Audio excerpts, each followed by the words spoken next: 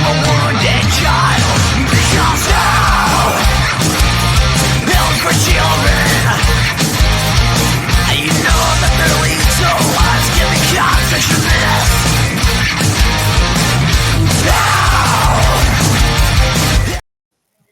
Whale pitter patter, let's get at her. Welcome to the bullpen. We are literally T-minus these nuts to the ball dropping, so let's fucking go.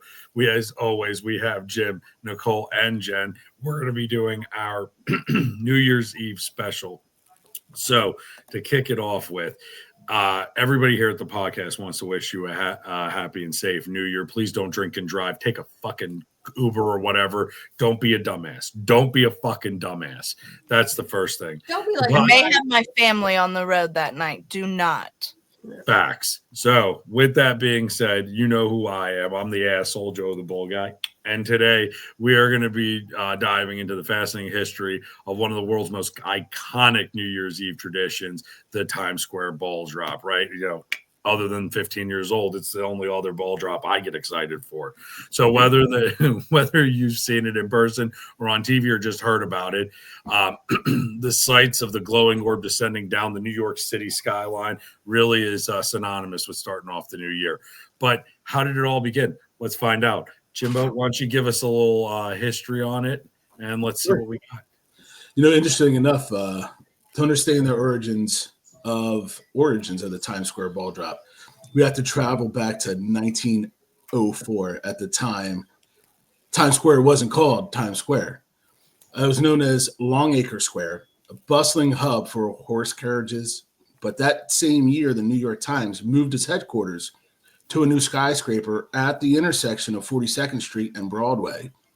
To celebrate, the newspaper's owner, Adolph Oakes, organized a grand New Year's Eve party with fireworks.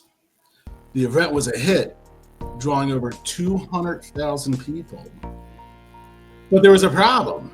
The problem was that the city banned fireworks in 1907. So Oakes and his team had to come up with an alternative plan, and that was still to dazzle the crowd. That's where the idea of the ball drop came.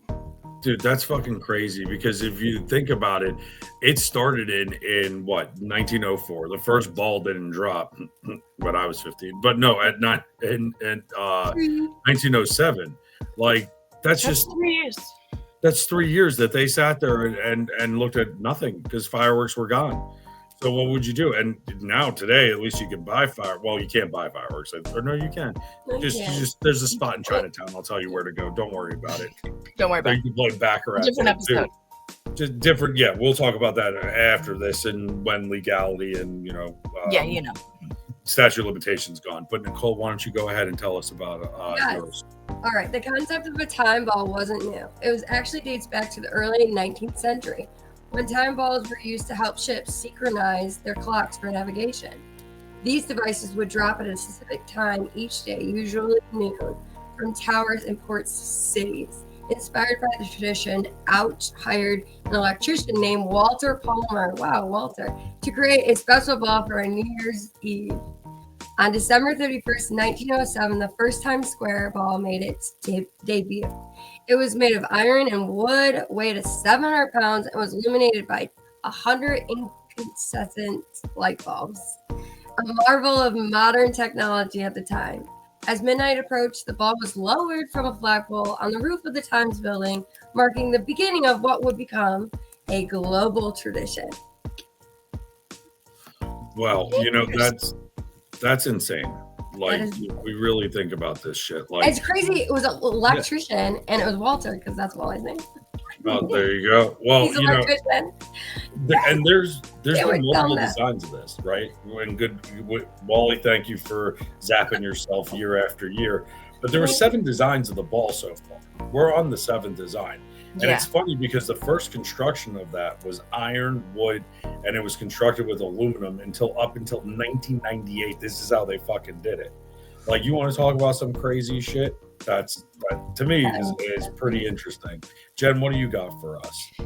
Over the decades, the ball has undergone very, very many numerous transformations. The iron and wood design was replaced in 1920 by all the metal versions to make it more durable.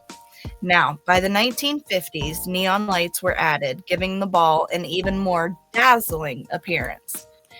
In 1999, just in time for the new millennium, Waterford Crystal and Philips Lighting collaborated to create a stunning new ball with thousands of crystal and LED lights. The current ball that was introduced in 2008 is a true masterpiece. It's 12 foot in diameter and weighs nearly 12,000 pounds. And it's covered in over 2,600 crystal triangles. Its LED lighting system can produce more than 16 million vibrant colors, creating a breathtaking spectacle that lights up not just Times Square, but televisions and homes around the world each year.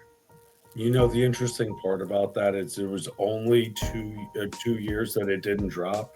1942 and 1943 were the only 2 years, and it was due to a blackout. Because of World War II. That's, yeah. And real quick, I didn't know, you mentioned Waterford Crystal from Waterford, Ireland. Facts. Facts. Isn't Very that crazy? And think about who most of the settlers were in New York was not only Italians, was Irish. But Yes. fun facts here. So, Jimbo, I think you had something else that you found too. I do, because of course, the ball drop isn't just about technology. It's about the people, right? For over a century, millions of revelers have braved the cold, the crowds, and even the occasional rain to gather in Times Square and ring in the new year together. And those watching from home, it's a moment of connection, a shared experience that unites us all in hope for the next year. Well, that's Do awesome. you know how many people they recorded in Times Square last year for one Times Square for the ball drop? Way too many. Oh, but how many? Over 2 million people That's were a in lot. that small area. I did not know that. I've went to it once, and you stand there like a sausage in a package, and you can't move. And God forbid you have to pee. God forbid. You better not. I heard you have to wear diapers. Some people do, but I'm not. Listen, I'm not shortchanging myself those years. When those years come, we'll figure it out. But until then, I'm not peeing on my own balls. You ain't cool unless you piss your pants. What Right? you did as a child. You think Jenny McCartney's going to be standing out there with her fucking Depends this year? Hey, Um, once you hit 40, you have no control. So back the fuck up.